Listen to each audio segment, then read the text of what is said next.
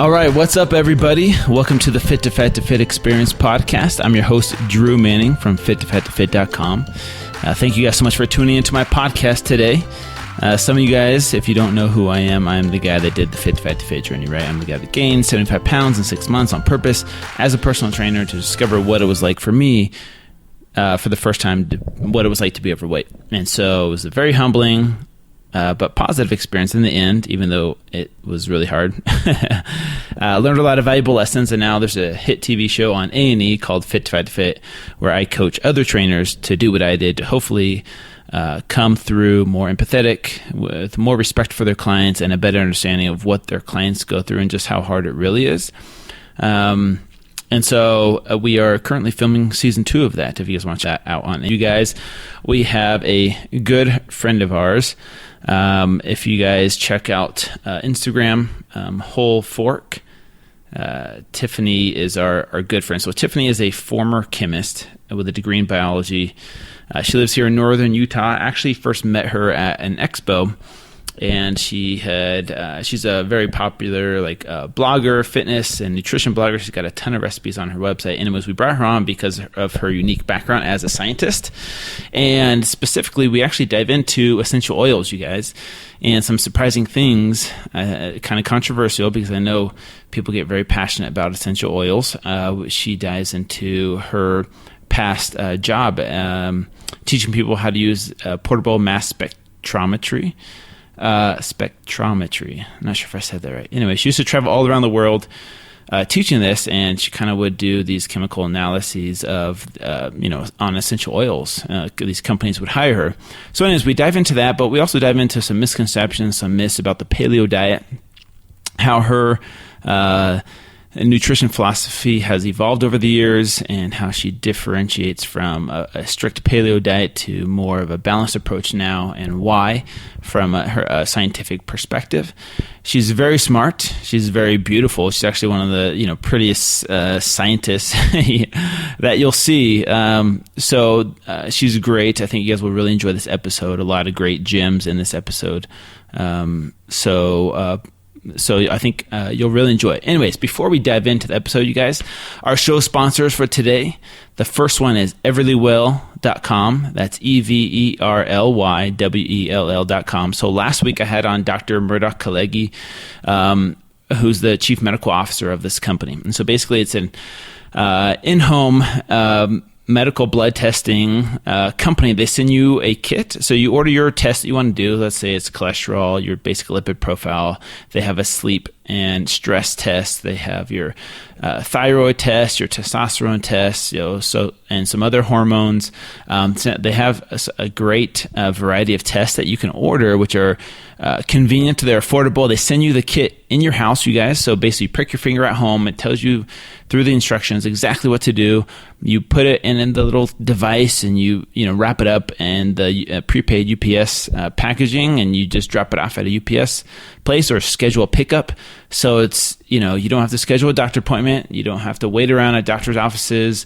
You don't have to pay expensive copays or anything like that. It's very affordable pricing, and it just makes it so much more convenient. So check it out, everlywell.com/fit2fat2fit for 10% off your first purchase of any of the tests, or use the code fit2fat2fit at checkout for this discount.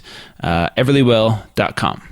Our next show sponsor, you guys, is Quest Nutrition. Now, here's the thing about Quest, you guys. They have evolved over the years.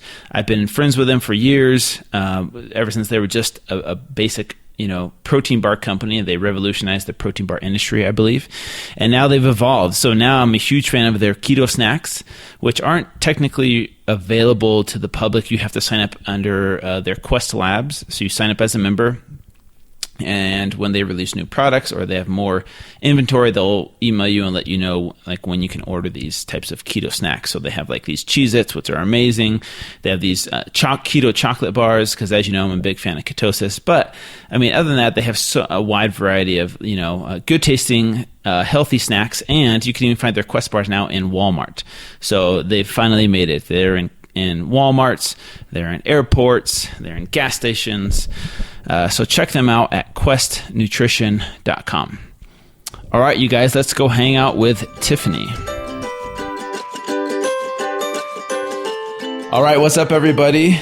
We want to welcome to the show Tiffany Brand. How are you doing today, Tiffany? I'm doing very well, thank you.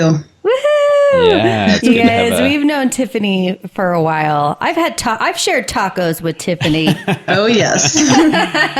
So I, just for the audience, I met Tiffany at was it at FitCon first, or was it a different fitness expo? Actually, I think it was a Pinners Expo. Yes, non-fitness related, actually. Yes. Yes, we that's where we first met, and then she knew Lynn through the same kind of community of women, and We have a group of women that occasionally we go eat good food tacos with, and Yes. it's marvelous. It is absolutely marvelous. Yeah, and I've had many a good conversation with Tiffany, so we're so excited to have her on the podcast. Yes. A couple of things we're going to talk about today. When I talked about with Tiffany, my mind was blown for like days. I was Yes. like, what? She is a wealth of good information. She's such an intelligent, kind, very beautiful smart. woman. She's amazing. she's a scientist, and she's a pretty scientist, which is You guys are making me blush. no, I'm just saying, you don't find that very often. But we are going to touch on some scientific topics with Tiffany. But first, Tiffany, I got to ask you, tell us the story of how you came up with the brand Whole Fork. Okay. Well, I started Whole Fork a couple years ago just as an Instagram account where I was keeping myself accountable for eating healthy. And I was focusing on whole foods specifically. And of course, it was all based on eating. So I just kind of put together the name Whole Fork. And I found Instagram to be this inspiring place where I could see what other people were eating. And so I just started posting the healthy food that I was creating and looking for inspiration in that community. And then it just started growing and growing and growing. And I'm not exactly sure why, but that account just grew. One day it hit over 10,000 followers. And at that point, my husband was like, you need to do something with this. Why don't you start a blog or something? And so that's what I did. And now I have the website, wholefork.com. And that's where I share healthy recipes, most of which are paleo, but not all paleo. So that's kind of my focus is whole foods. Yeah. So the name Whole Fork, where did you come up with that instead of whole spoon or whole knife? I don't know. Whole Fork just sounded cleaner, I guess. Gotcha. Okay, so let's kind of back up. Tell us, did you grow up here in Utah? Where did you grow up? Yeah, I did. I grew up here in Utah, just an hour north of Salt Lake City in a very small farming community. And my parents were not farmers. They're scientists, and that's kind of how I grew up. But I grew up in the middle of all these peach orchards, and we shopped at the farmers market regularly and just at all the fruit stands, and it was awesome. That is so cool. So that's what I was going to awesome. ask you, is how you decided to become a chemist. So I'm guessing that came from your parents, right? Yes. Well, my family, they're all engineers, and I actually decided I got my degree in biology, and I joke that I was like the disappointment of the family because I wasn't an engineer. But then oddly enough, most of the jobs here in Utah were more based on chemistry. And so most of my professional career has been as a chemist. Yeah, so tell us a little bit about that, what you studied specifically as a chemist, and then what was your first job as a chemist? What were you doing? My first job, it was actually working for the Department of Defense out in Dugway as a civilian. And it was working more on the protection side of protecting people against chemical and biological threats. And that led me to another job that we'll talk about a little bit because of some of the topics that we wanted to hit on. But I ended up working a lot in chemical detection and being able to identify chemicals. In certain products or foods, or what specifically? Actually, we made instrumentation that did the detection. And so my job was to be an expert on detecting anything and everything. So it went from detecting pesticides in tea leaves to detecting chemical warfare agents in dirt samples. And my job was to work with customers to help them figure out how to be able to detect what they were looking for inside whatever kind of crazy sample it was. Wow. So that's amazing. Is that where this portable mass spectrometry, did I say that right? Yes. Spectrometry comes into play? Yeah. So the full thing is I did gas chromatography mass spectrometry.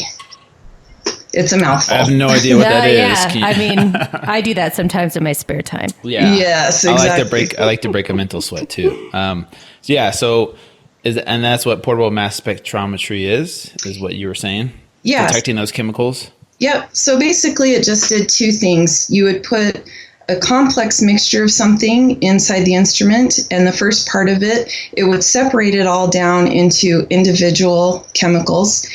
And then the second part of the instrument would actually be able to identify what those individuals are. Okay, that I can comprehend that, Yeah. what you're saying there. And what were some of the most surprising things that you found, or the most shocking things that you found in some of these, samples? Well,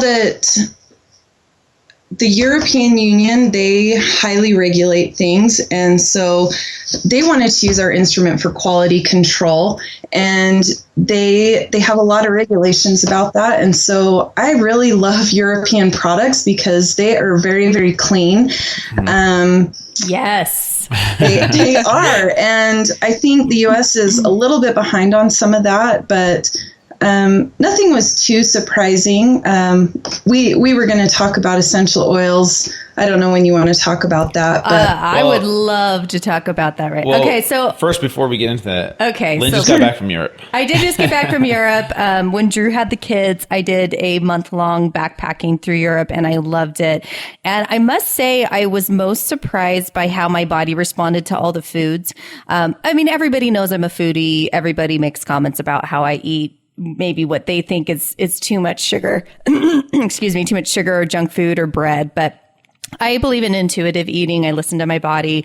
I eat plenty of fruits and vegetables and great lean meats, as well as of course, bread and sugar from time to time. But what was interesting is in Europe, when I was eating, I never had any digestion issues.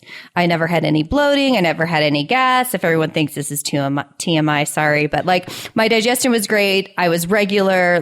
I felt amazing. And it's funny because on the plane ride home, Delta gave me those little Biscoff cookies, and I had a sandwich of theirs, or sandwich wrap. And I'd been having sandwiches all through Europe.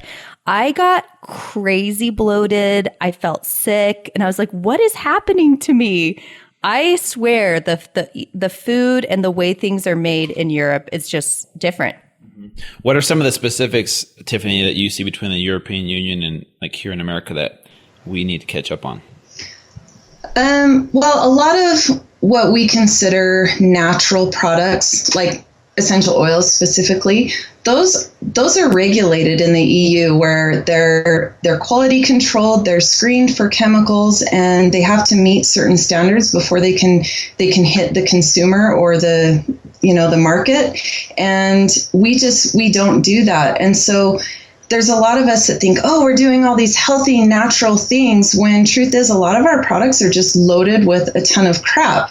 And it's just like Lynn said, part of my job, I was in charge of 22 international distributors for that instrument, that chemical detection instrument. So I traveled the world, and I'm just like Lynn. I am a huge foodie. I ate my way through Europe. I ate my way through Asia. And, I could eat over there with just no restraint, and I'd never gain weight. I would never get bloated. And then I'd come home, and if I ate with those same portions, man, I would get really sick. Mm-hmm. So we add a lot of chemicals and preservatives and additives that are really not necessary, and we need to cut back on that. All right, so let's move to Europe. I'm in. And the other one of the most interesting conversations I ever had was with Tiffany regarding, and yes, I know this is going to be controversial, but we're going to do it. We're going to do it. So here's the deal. I am all for everybody doing what works best for their body. And I'm definitely a very open-minded person. where I feel like what works for one doesn't necessarily work for other.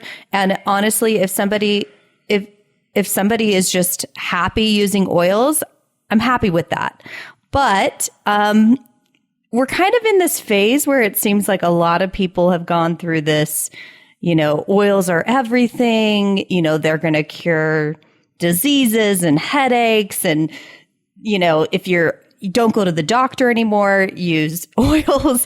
And people were like hawking them to me like crazy, especially because a lot of them are multi-level marketing. And I'm not against multi-level marketing. I think it's great when people can use something that they're passionate about to build a business. But I have always, and I've tried a bunch of different oils. None of them really did anything for me per se, but it was really interesting talking to Tiffany about oils since she actually had to, research them, dissect them, find out what was in them. So I would love for you, Tiffany, to talk a little bit about what you found in your research to do with oils. Sure. Oils.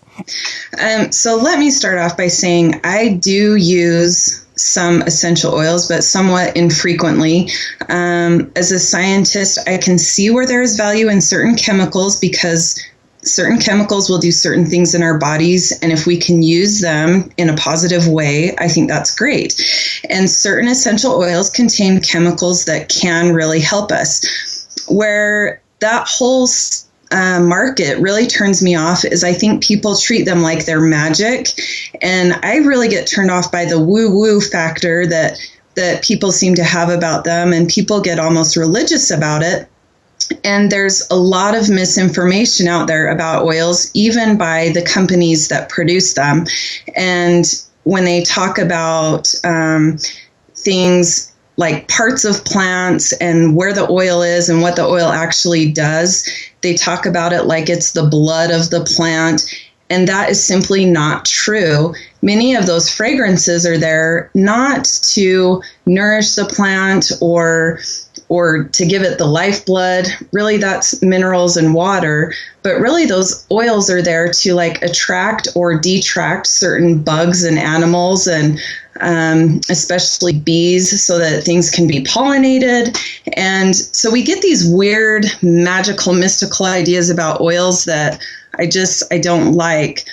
But with my chemistry background and the job that I had, we had several of the big name companies that you've all heard of. They were really interested in this instrument that we made for detection because they would want to be able to test the purity of oil. So if they were going to buy something from India or South America or something, they wanted to be able to test it to do some quality control and make sure that it had the fragrance profile that it was meeting a certain standard every single time, so that all of their batches were the same. And so they would send us a bunch of samples just so that we can test them out. They can see the different profiles and see if our instrument would show them kind of what they're looking for.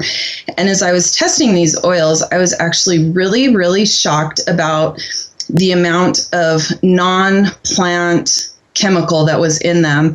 And specifically, I'm going to talk about hexane because hexane they use as a solvent extraction. And I know hexane is a chemical name, but we're actually all familiar with hexane because it's largely what gasoline is made of, and it is not healthy in any way, shape, or form. And why they have hexane, or some of them have hexane in them, I started doing some digging, and it turns out that some oils, when you extract them from the plant, you have to use a chemical to get the oil out of the plant, and this is called solvent extraction. And so I am all about people being educated, doing your homework, and if you want to look into it, please just do a quick Google search on solvent extraction with essential oils. And this is mostly done with botanicals or flowers, stuff like jasmine. And so if this really turns you off, then I would say avoid the oils that have flowers in them.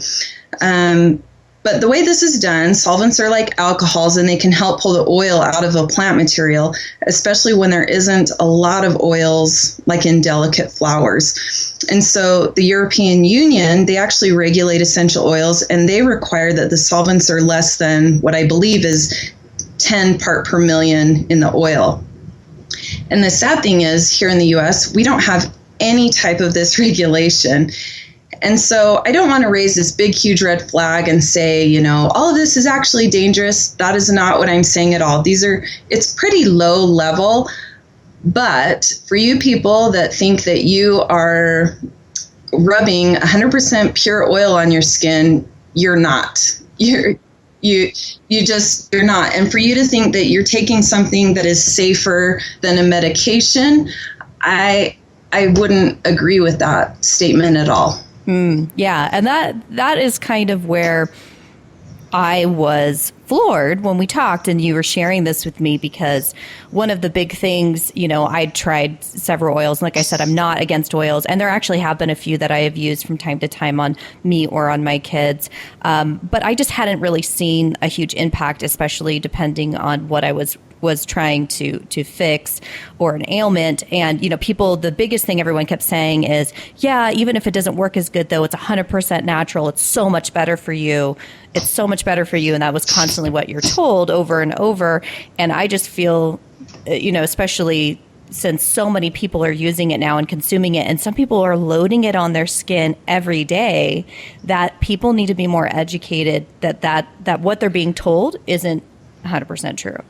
And it's not being regulated either. And so the important thing to do, and the way that we can change this as a consumer, is if all of us all of a sudden started saying, hey, we want to see this data, ask these companies, hey, can you show me the level of solvent that is in this oil? I want to see some quality control. And I think if enough people started barking up that tree, then we'll get some answers.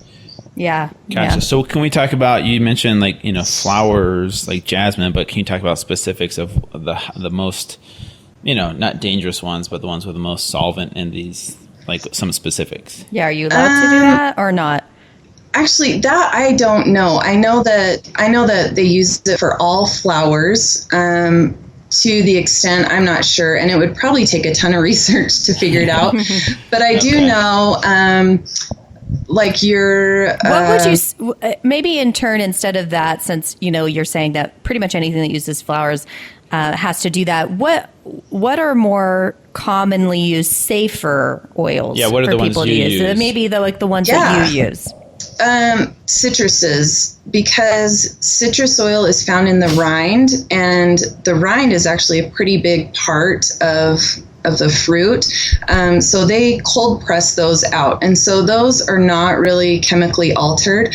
I can't guarantee that because I don't know what companies, add to their oils. But just doing some internet searching, grapefruit or orange, and I found that even in my own oil use, I gravitated toward those anyway, because they just made me kind of awake and feel fresh, and not like they were chemically doing anything as big as a medication per se. But I would tell people, follow your nose or what feels good. If an oil gives you a headache, stop using it immediately. That's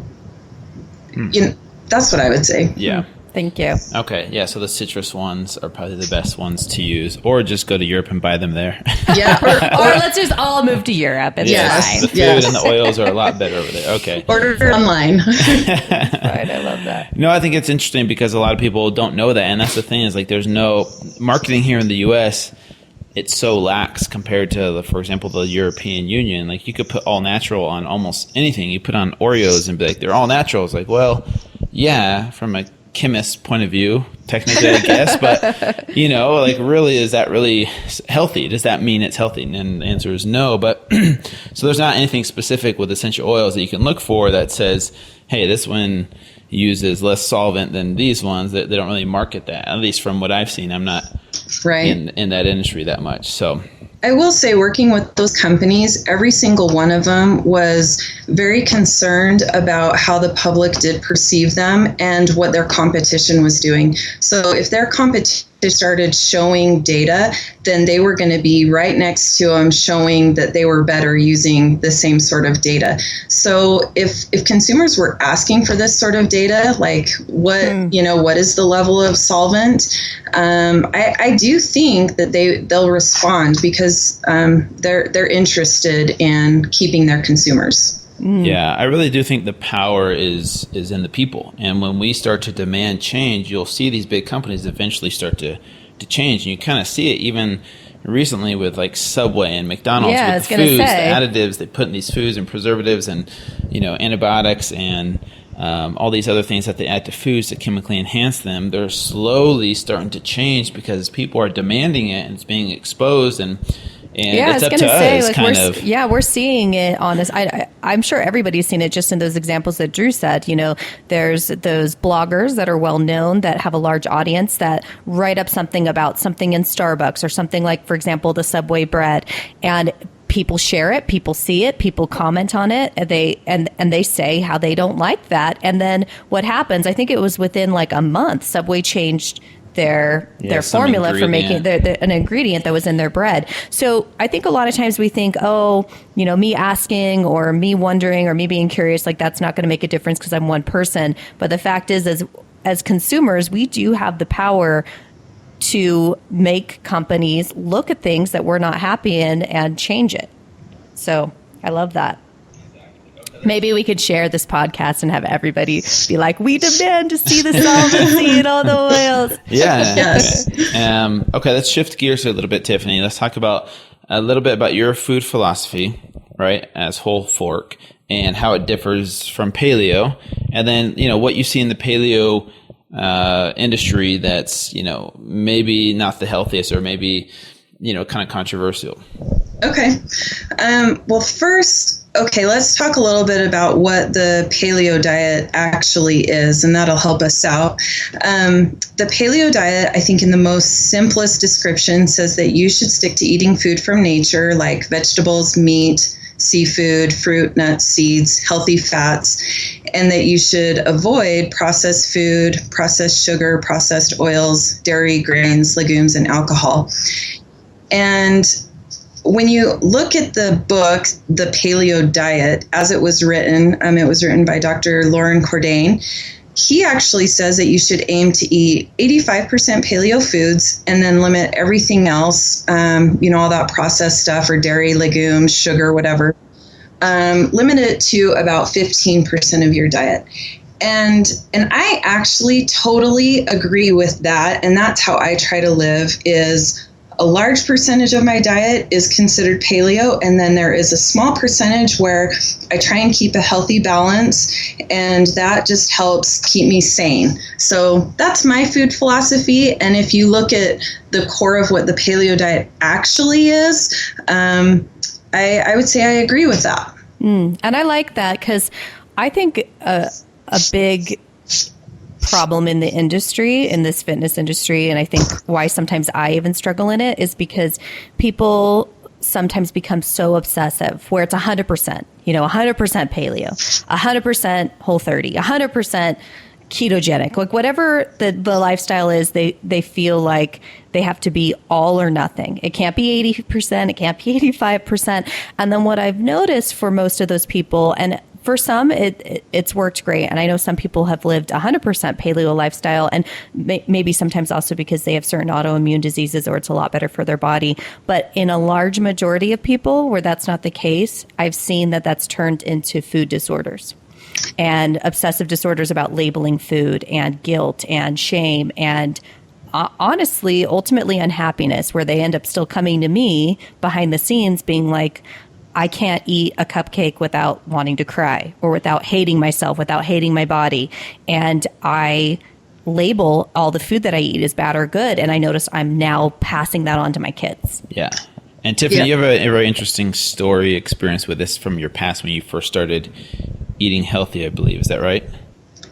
Yeah, kind of. I first I first started, or I saw the paleo diet mostly on social media, and it was just like Lynn said, a lot of people put it out there that it had to be this 100% thing, and especially people in the Whole30 community. And I started out by doing a round of Whole30, which for listeners who don't know what that is, that's basically sticking to that meal idea, vegetables, meat, fruit, nuts, seeds, and healthy oils, 100% for 30 days. And I will say that I think that program, it was really educational. It taught me a lot, and it was a good challenge where I learned a lot about food and what actually is healthy versus what isn't healthy. But I found that for myself, and I don't know what percentage of people are like me, so I'm not going to pretend to assume that, but that threw me for a major tailspin, and that was actually, it threw me into a tailspin for about a year, and that's actually when I met Drew at this Pinners conference, because I heard him talk, and I'm like, okay, here's a guy that has achieved this balance, and I came out of a very strict way of dieting. And truth is, I could stick to it for about 4 to 6 weeks, but then my emotions and my brain and my body would just go crazy where I didn't have enough energy, and I just needed food to like connect with people and go out to a restaurant and not care about the millions of ingredients that I needed to avoid. And I was feeling really unbalanced. So after like 4 to 6 weeks, I would fall off the wagon, and then I would fall so far off the wagon, I couldn't bring myself to eat anything but like pizza and ice cream, which is, it's like way unhealthy, you know? And so I was really struggling to just find that balance, and I ping-ponged back and forth from like, it had to be 100% totally clean to then falling off the wagon, and it was like, I cannot even look at a vegetable or I might die. And then Drew, when I met him, you know, he's basically like, you know what, check out our website. All of our workouts and even our meal plans are there on the website. And so I looked at it and I was like, you know, this actually really is kind of the paleo diet. Like most of the bulk of the diet is meat and vegetables with healthy oil. And then there's a few add-ins here and there of like, maybe it's a tortilla, maybe it's half a cup of rice, maybe, you know, it's a little bit of a protein shake that has a sweetener in it, but it's not crazy. And when I eat that way, I feel very balanced, and I find that I can stick to my goals and I don't fall off any crazy wagon, and all is well in the world.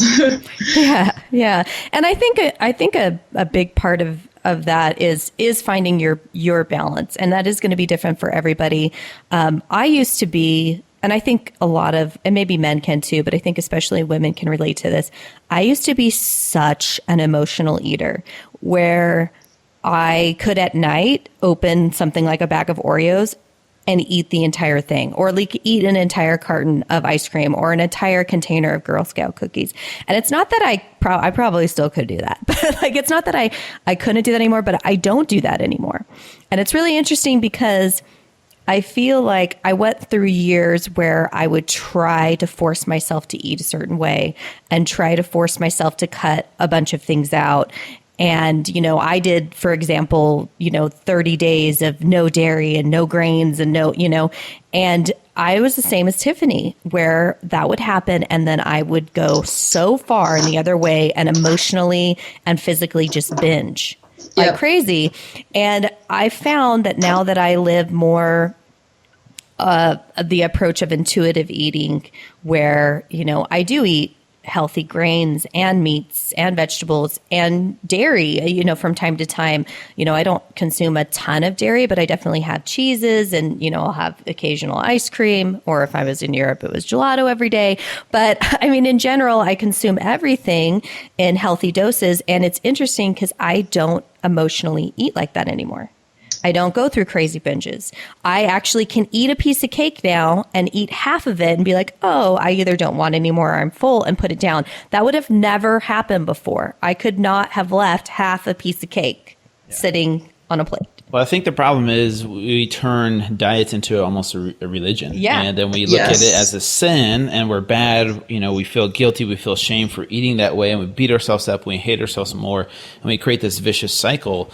You see it all the time in the paleo or even keto or vegan or whatever, even Whole30. You can turn it that way, but I feel like sometimes it's good to go through that so you start to develop a better relationship with food. I mean, not everybody that does these hardcore 30-day, all or nothing strict regimens, goes the opposite way. For some people, it's a good jump start. I think each person's different. But no matter who you are, to live a healthy lifestyle over the long term, you have to develop a healthy relationship with food to where it's not bad. There's no guilt or shame associated with eating a cupcake or eating a donut. That's not how it works. That's not a healthy relationship with food. But you got to figure it out what works for you. And you and Lynn, and I feel like me have, and many others have kind of learned over the years. It takes some time to understand what your happy balance is with food so that you're not beating yourself up. You're not feeling guilt or shame when you eat a certain food that you probably, like, oh, I shouldn't eat this. It's not clean. It's not, it's not 100% paleo or whatever. And just finding that healthy balance with food. There's no magic black or white program that that is going to work. But I feel like, you are a good example, Tiffany, of going through those phases of, being strict and then going the opposite end and then eventually finding what your healthy balance is. I would totally agree with that. And I've also found that being more balanced, I actually enjoy my food way better because, when it's like, okay, I'm deciding that I'm going to have this cupcake or donut or whatever it is I'm deciding to have, it is a conscious choice. It isn't just an emotional reaction to something. And usually it's because I know that an occasion is coming up. And so I'm like, oh my gosh, they have this most amazing whatever it is. And so in my mind, I look forward to it. And then when I'm there, I'm present for the experience. And I'm not just eating it to medicate some sort of emotion. Rather, I'm actually tasting it and enjoying the experience a whole lot more than I did before. Yeah, Mm-hmm. exactly. Yeah, I completely agree with that. So what are some of the misconceptions you see about the paleo diet that you were going to talk about, Tiffany? Okay. Well, first I want to say that I think a lot of these myths are started because the paleo diet has been so incredibly trendy, and there are so many media outlets and bloggers and cookbook writers and health gurus that talk about the diet. And there's a lot of good sounding information out there, but it isn't all accurate. And so it paints this false picture of what the diet actually is. And like we already mentioned, one of the things is you have to be 100% paleo or you're not really paleo. And that is not even what the creator of the diet wrote. Mm-hmm. So that one really drives me crazy. Yeah, it's funny. I didn't know that until you said that. Yeah. So we all use the term paleo diet as a way to describe kind of an eating standard, similar to the way we use the term veganism or pescatarian or carnivorism, something like that. We use it as a descriptive term and not an actual trademark brand of something. But the paleo diet is actually a trademark diet that was created by Lauren Cordain, PhD. And the diet just exploded so much that the name paleo diet is now a common term. But I would always tell everybody, if you're interested in the paleo diet, pick up Dr. Cordain's book, The Paleo Diet. I don't earn any commission off it, nothing like that. He doesn't even know I exist. But he will now. Maybe. But honestly, if you really want to know what it is about and approach it in a healthy way, I highly recommend reading his book because there are some myths and misconceptions out there. And the funny thing is, I love looking at or watching scientific podcasts or videos and reading articles. And there's a lot of scientists that want to debunk the paleo diet and tell you how it's wrong. And the funny thing to me is that all these scientists are writing this stuff about this book that I don't think they've even read.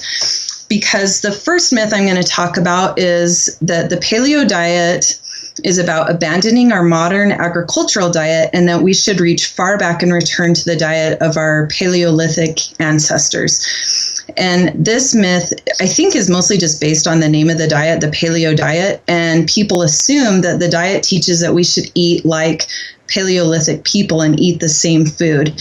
And it assumes that the diet focuses heavily on meat. I think we conjure up images of eating an unhealthy amount of meat and maybe even eating it raw. I've seen people ask that before.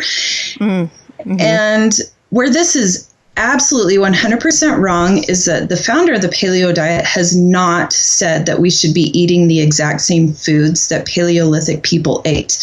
And truth is, the foods that they ate, they're no longer biologically available today. So like, take lettuce, for example. Today's paleo diet is absolutely filled with salads. I've never eaten so many vegetables in my life.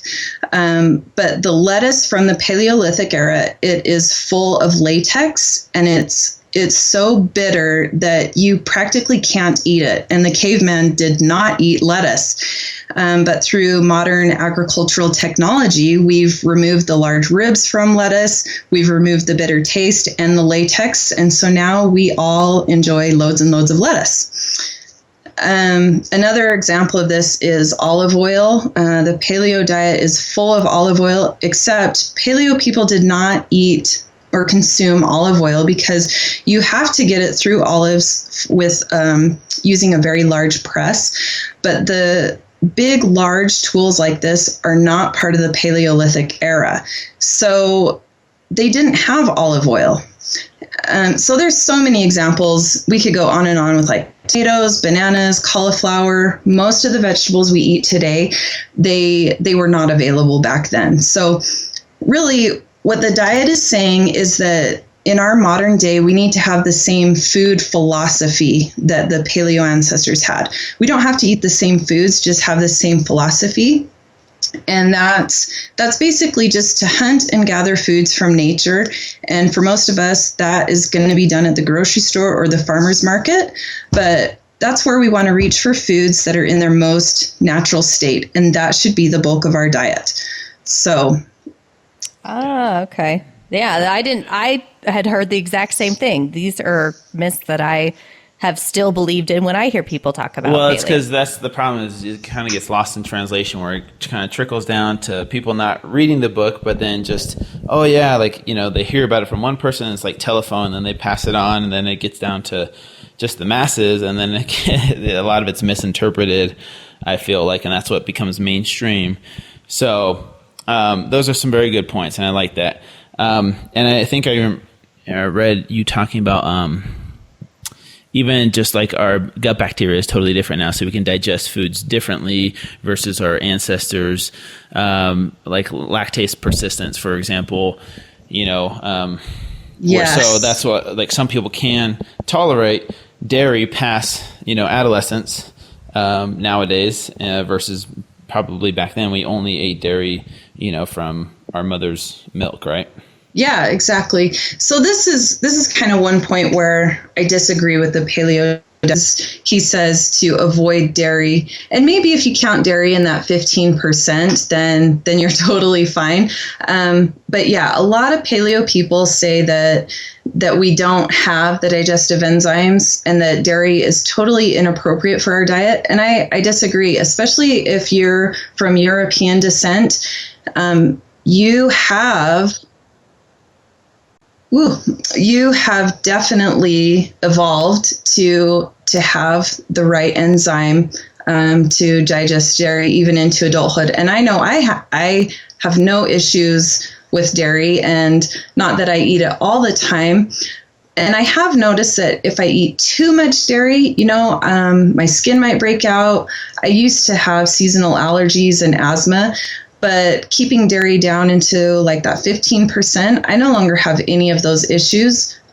So I don't think there is a problem eating dairy. And I think this is where people just need to be smart about your body and listen to your body more than paying attention to the rules of certain diets. Yeah. I know for me, like growing up, I know I was lactose intolerant. Just, you know, back in the day, you know, it was very highly processed dairy, very low quality.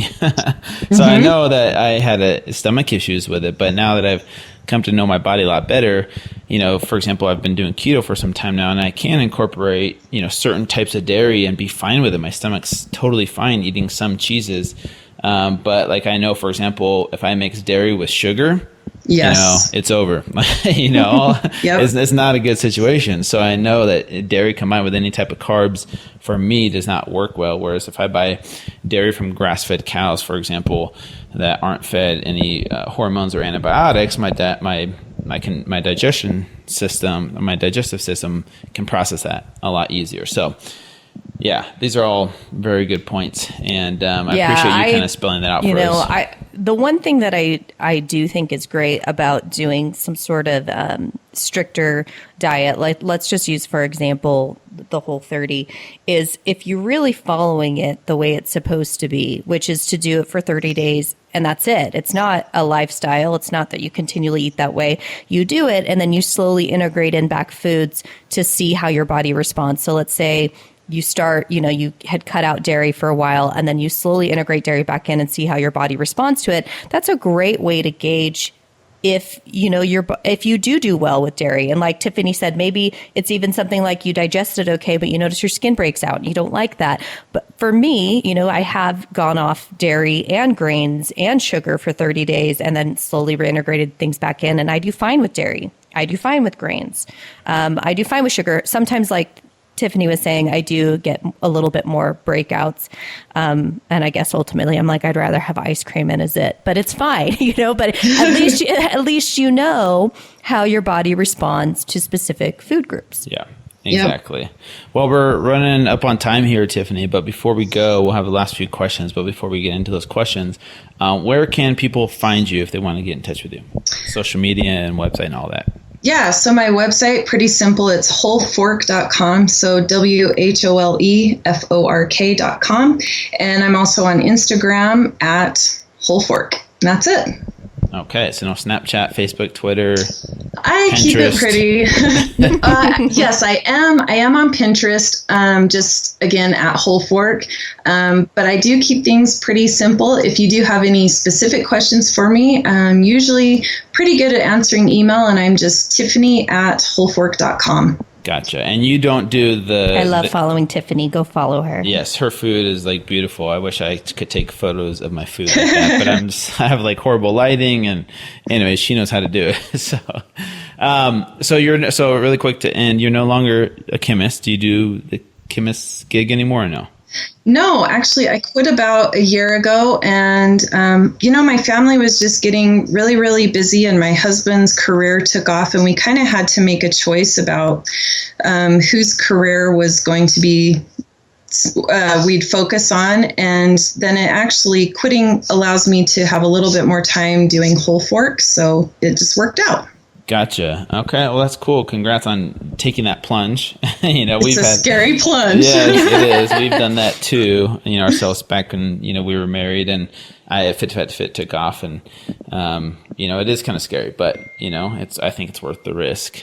Yes. So, anyways, okay, Tiffany, last few questions for you. What is your favorite cheat meal or wait, are we doing the lightning round? Because you can't go into it like that. You didn't announce. You know what? Lynn hasn't been on the podcast in a while, so usually she does that part. Drew, okay, ready to back up. When I'm not around, things kind of slide through the cracks. People. Okay, we are going into the lightning round, which is where we ask Tiffany a series of questions that really aren't important to anybody, but maybe to me, because I care about the little intricacies of life instead of just health and wellness. So, Tiffany, we're going to ask you a series of questions, answer them as quickly and as fast as possible.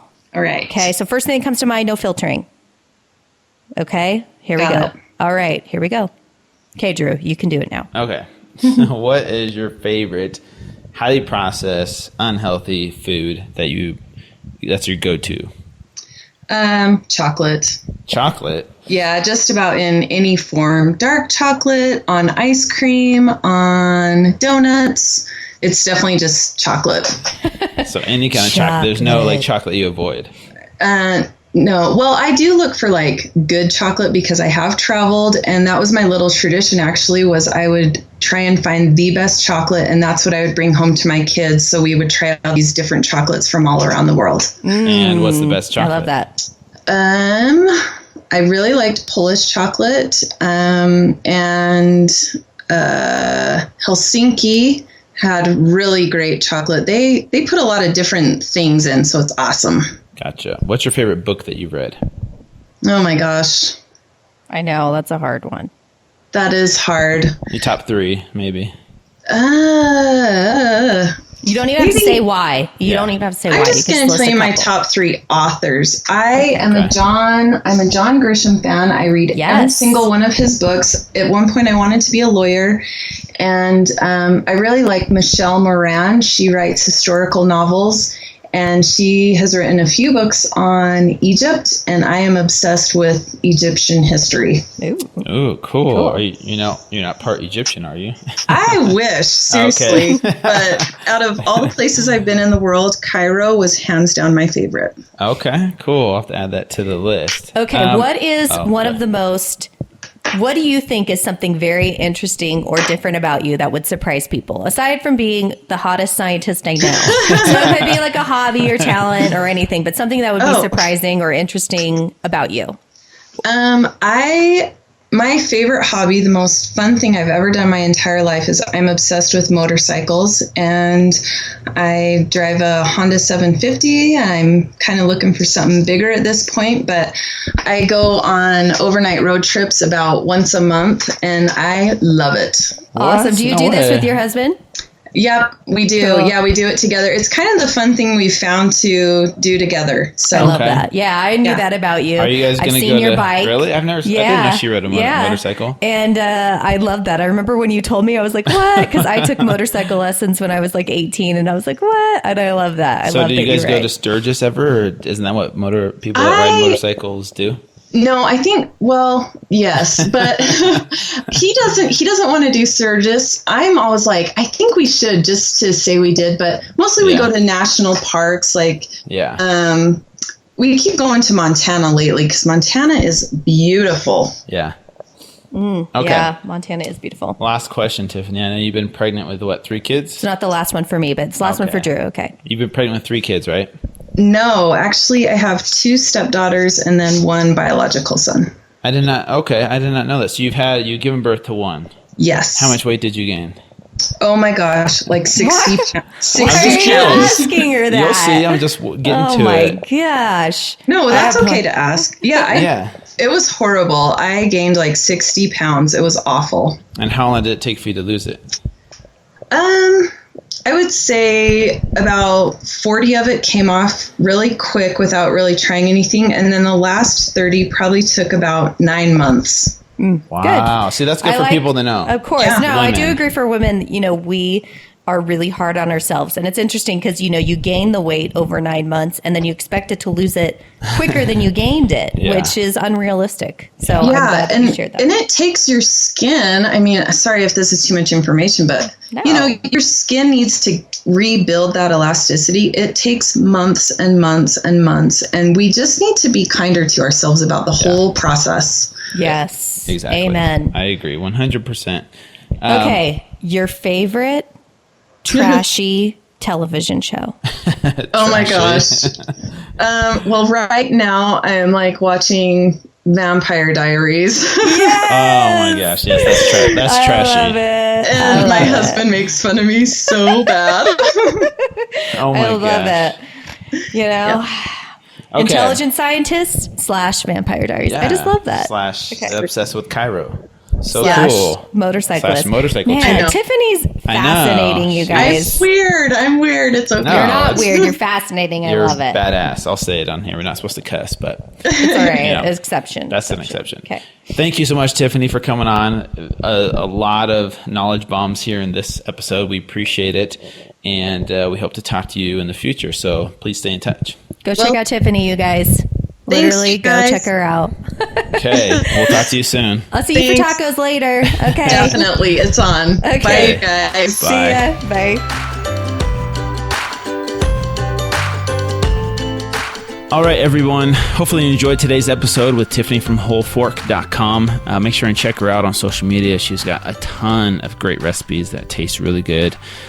She's awesome. She's amazing. Let us know what you thought of this episode.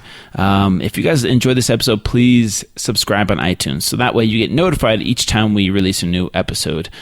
Subscribe on iTunes. Leave us a review, please. That definitely helps our rankings. I would definitely appreciate if you guys left us an honest review. I'm not asking you guys to lie and say this is the best podcast ever. But, if it is, then tell us that. But if not, then just, leave us a review. Let us know what we can do better. We appreciate your support and honesty. And you guys are awesome. Okay. To stay in touch with me, you guys, you know where you can find me at Fit to Fat to Fit on social media. Facebook, Twitter, Instagram, Snapchat, everything. My website is fittofattofit.com. Check out my new ebook that I just launched just a couple weeks ago. Right after I did the Spartan race, I have an 8-week Spartan race training program, or Tough Mudder. So any of those type of mud runs, this is a great detailed workout program for you to try. You can do the workouts from your own home if you want to. Very detailed. It definitely is the way I prepare for these races. And so even if you aren't doing this race, you'll definitely find these workouts very challenging, but with great benefits to lean out, become more functionally fit. So check it out at fittofattofit.com/shop for that. And Lynn, as you know, she is on all social media at 2FitAtHome. That's her website. That's her Facebook. That's her Twitter, Instagram, Snapchat, all of that. So thank you guys for tuning in again. Next week, we will have another great episode. So please tune in each week for great content. And we'll see you back here on the Fit to Fat to Fit Experience podcast.